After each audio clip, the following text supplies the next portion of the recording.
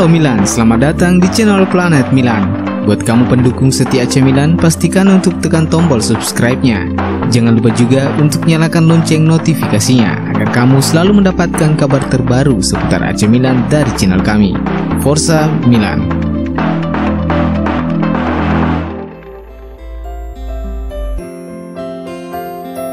AC Milan kembali menelan kekalahan keduanya musim ini, meladeni Atalanta di San Siro. Rossoneri takluk dengan skor 0-3. Bek pinjaman asal Juventus, Christian Romero membuka keunggulan Atalanta melalui gol sundulannya di menit ke-26.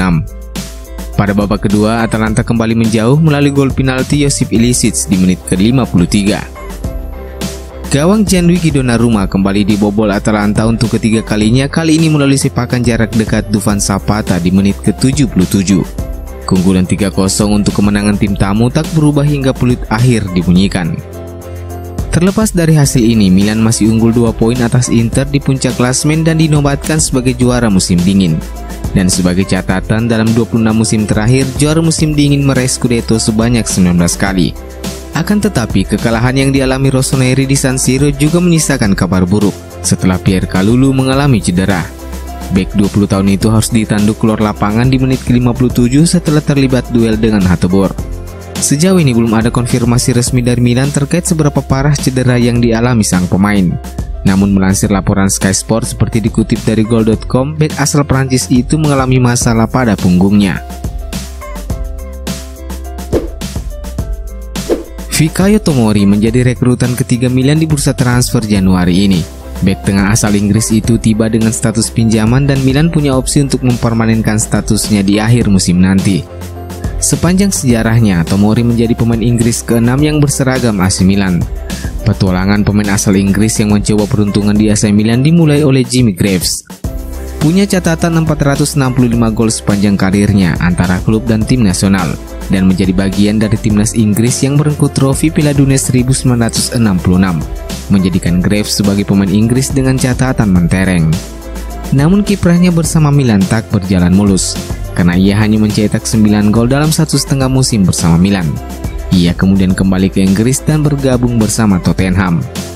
20 tahun kemudian, Milan kedatangan pemain Inggris kedua bernama Luther Blissett yang direkrut dari Watford. Ia hanya mampu bertahan selama 1 musim di Milan, mencetak 6 gol dari 39 penampilan. Seperti Jimmy Greaves, Blissett kemudian kembali ke Inggris dan memperkuat klub lamanya Watford. Mark Hatchelay menjadi pemain Inggris ketiga yang pindah ke Milan, dan dia dikenang terutama karena sundulan spektakulernya dalam derby Milan musim 1984-1985 yang membawa Rossoneri memenangkan derby untuk pertama kalinya dalam 6 pertandingan terakhir melawan Inter Milan. Namun rentetan cedera menghambat karir Hatchelay di Milan. Namun ia sempat memainkan 86 pertandingan dan mencetak 21 gol untuk Rossoneri, sekaligus menjadikannya sebagai pemain Inggris dengan jumlah gol terbanyak untuk Milan. Berikutnya ada nama mendiang Ray Wilkins. Ia sempat bermain bagus selama 2 musim dan sempat menjadi idola publik di San Siro. Namun selebihnya penampilannya terus menurun hingga akhirnya dilepas Milan ke PSG. Ada jeda sekitar 20 tahun di mana Milan kembali merekrut pemain Inggris dalam diri David Beckham. Beckham memainkan 20 pertandingan bersama Milan dan sempat mencetak 2 gol selama 6 bulan pengabdiannya di San Siro. Dan yang terakhir, seperti yang kita ketahui, Milan kembali merajut asa dengan pemain Inggris lainnya bernama Fikayo Tomori.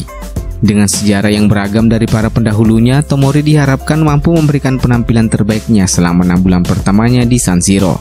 Dan yang paling penting, ia dapat melampaui pencapaian para pendahulunya dan menjadi pemain Inggris paling sukses di Milan.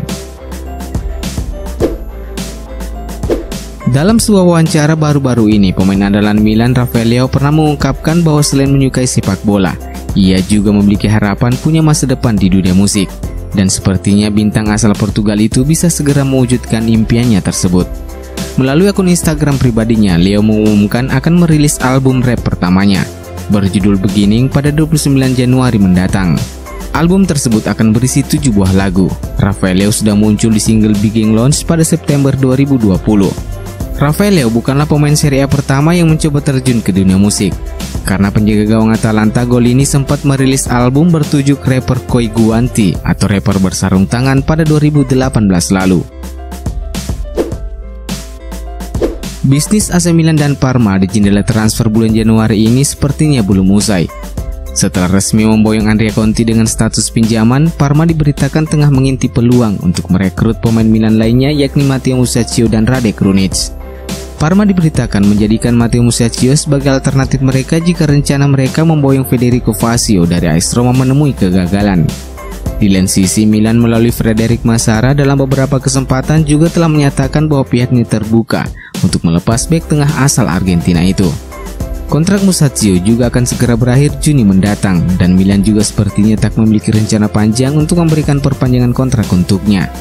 Selain Musacchio, Direktur Olahraga Parma Marcello Carli juga berusaha memboyong Rade Krunic. Carli berniat membangun kerjasama kembali dengan pemain asal Bosnia itu setelah keduanya sempat terlibat kerjasama sewaktu masih di Empoli. Namun rencana itu sepertinya sulit terwujud sebab Milan tak berniat melepas Krunic setidaknya hingga akhir musim ini. Manajemen Rossoneri terus fokus untuk segera menyelesaikan pembaruan perpanjangan kontrak untuk Gianluigi Donnarumma dan Hakan Çalhanoğlu yang kontraknya akan segera berakhir Juni 2021 mendatang. Namun selain kedua pemain tersebut, Milan juga tengah mempersiapkan perpanjangan kontrak untuk beberapa pemain lainnya. Salah satunya David Calabria. Kontrak bek kanan berkebangsaan Italia itu akan berakhir pada 2022 dan Milan akan segera menyodorkan kontrak baru untuknya. Laman Milan News melaporkan bahwa Milan akan menawarkan perpanjangan kontrak hingga 2025 plus kenaikan gaji yang cukup signifikan dari 1,1 juta euro menjadi 2 juta euro. Rencana Milan untuk memberikan perpanjangan kontrak untuk Calabria sejatinya tak lepas dari performa sang pemain yang terus meningkat sejak musim ini. Tak hanya bisa menyegel tempat sebagai pilihan utama Stefano Pioli di sektor bek kanan, produk asli Akademi Milan itu juga pemain serba bisa karena mampu bermain baik saat diberi tugas bermain sebagai seorang gelandang.